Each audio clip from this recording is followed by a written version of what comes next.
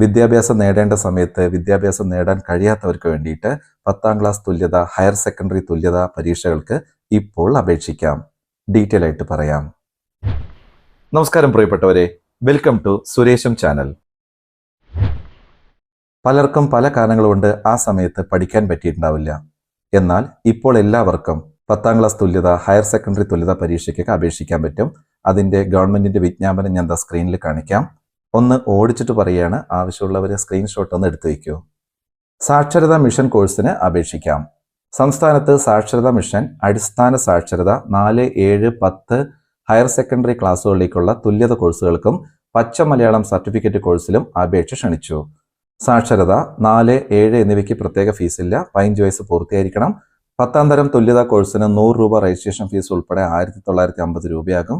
അത് കഴിഞ്ഞിട്ട് higher secondary തുല്യതാ കോഴ്സിന്റെ കാര്യങ്ങൾ കൊടുത്തിട്ടുണ്ട്. അതെ, ഞാൻ മുഴുവനൊന്നും വായിക്കുന്നില്ല, ഇതങ്ങനെയാണ്. ഒന്ന് സ്ക്രീൻഷോട്ട് എടുത്ത് വെക്കുക.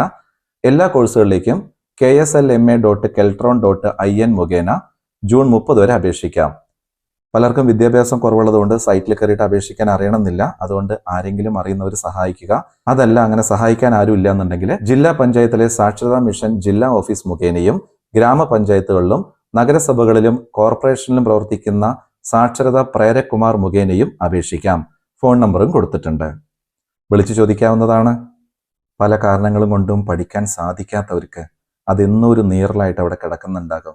അവർക്കായിട്ട് ഗവൺമെന്റ് ചെയ്യുന്ന ഒരു പദ്ധതിയാണല്ലോ ഇത്, സാക്ഷരതാ മിഷൻ എന്നുള്ളത്. അതുകൊണ്ട് തന്നെ വിദ്യാഭ്യാസം ഇല്ലാത്ത എല്ലാവർക്കും +2 വരെയുള്ള തുല്യതാ പരീക്ഷയ്ക്ക് ഇതുപോലെ അപേക്ഷിക്കാൻ പറ്റും. അതുകൊണ്ട് ചെയ്യുക. നിങ്ങളുടെ പരിചയത്തിൽ വിദ്യാഭ്യാസം കുറവായിട്ടുള്ള, ആ സമയത്ത് പഠിക്കാൻ കഴിയാത്തവർക്ക് ഈ വിവരം ഒന്ന് പാസ് ചെയ്തിട്ട് അവരെ ഇതിന് അപേക്ഷിക്കാൻ വേണ്ടിയിട്ട് ഒന്ന് ഹെൽപ്പ് ചെയ്യുക.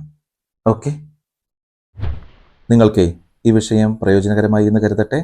എന്നാൽ ശരി, അടുത്തൊരു വിഷയമായിട്ട് അടുത്ത വീഡിയോയിൽ അടുത്ത് തന്നെ കാണാം. ലോകാ സമസ്ത സുഖിനോ ഭവന്തു.